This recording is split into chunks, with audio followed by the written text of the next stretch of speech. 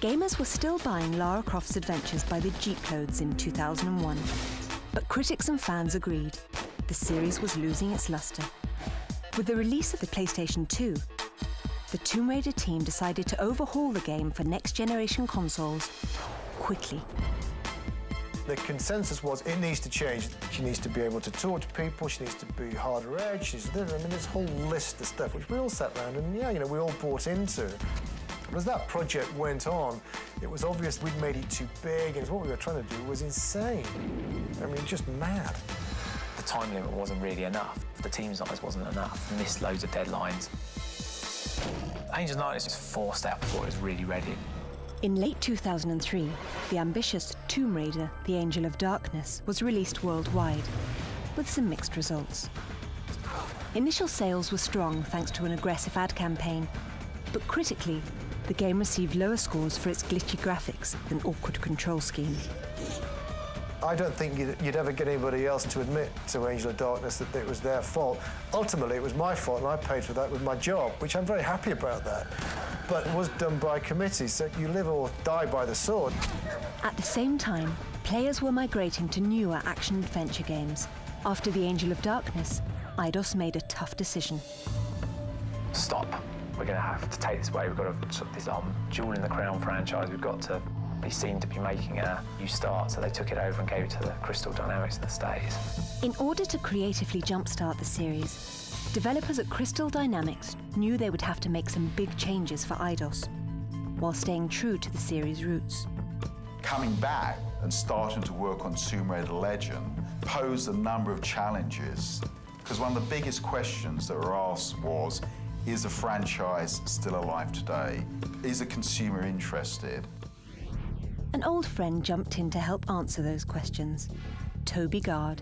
Wiser from the experience of a decade earlier, Gard wanted to rekindle an old flame. I wanted to get back involved because I felt like I could help to sort of guide the brand and guide Lara back in a sort of direction I thought that the original Tomb Raider was taking it. With Toby's help, developers started the difficult task of reinventing the series. The overhaul began with the leading lady herself.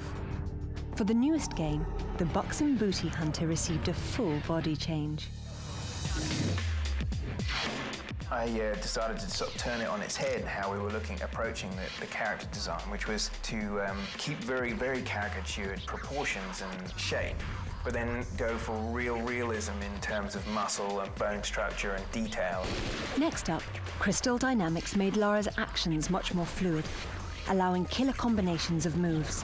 Like a pro gymnast, Lara could run, jump and flip through Legend's intricate tombs. The new environments were a huge draw for longtime fans. In April of 2006, Eidos released Tomb Raider Legend. In the opening scene, 9-year-old Lara was traveling with her mother when the plane crash-landed in the Himalayas. The Crofts stumbled on an ancient artifact, and Lara's mother accidentally got sucked into a bizarre time rift. The concept is this plane crash that she suffered at a young age in the Himalayas and having to escape on her own, breaking her out of this sort of cozy lifestyle. Critics loved the revamped control scheme and called it a true return to the series' roots. The changes paid off. Legends sold over 3 million copies worldwide, becoming the fastest-selling Tomb Raider game ever. Thanks to the daring facelift, the Tomb Raider series was back on track, and fans couldn't be happier. We've just really scratched the surface of what you can do with Tomb Raider up until now, and so the future, it's just going to hold so much more.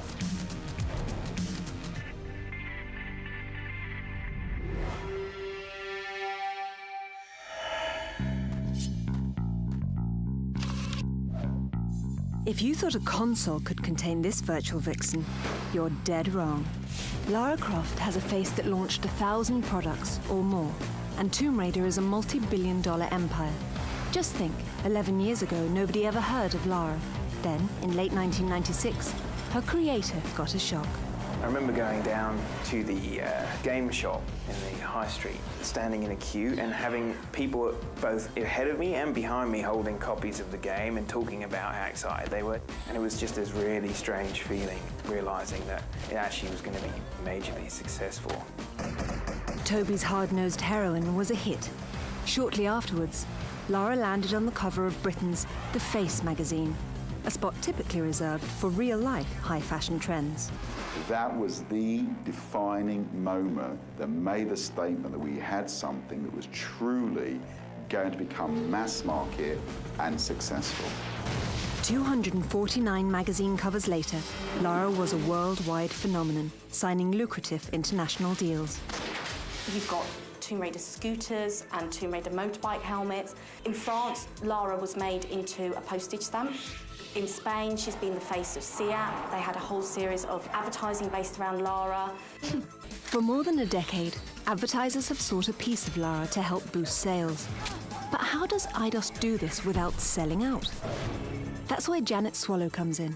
As VP of licensing, she's called daily by folks looking to stamp Lara on anything, from lunch pails to garden hoses, pizzas to bedsheets. Rarely does a product make the cut.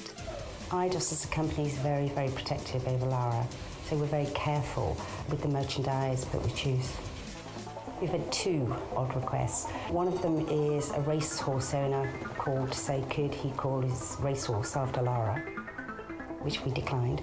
We were really worried that it would fall at the first hurdle, so we said that was no. And the second one was a tulip grower in Holland to name one of their branded tulips after Lara, which I thought was quite nice. While the official Lara tulip grows, other deals, such as Lara Croft knickers, wilt. I think maybe because that's quite a hard act to follow, you know, to put on some underwear that's got Lara Croft on it with Lara's signature. I think it's a tough one. It was the weakest.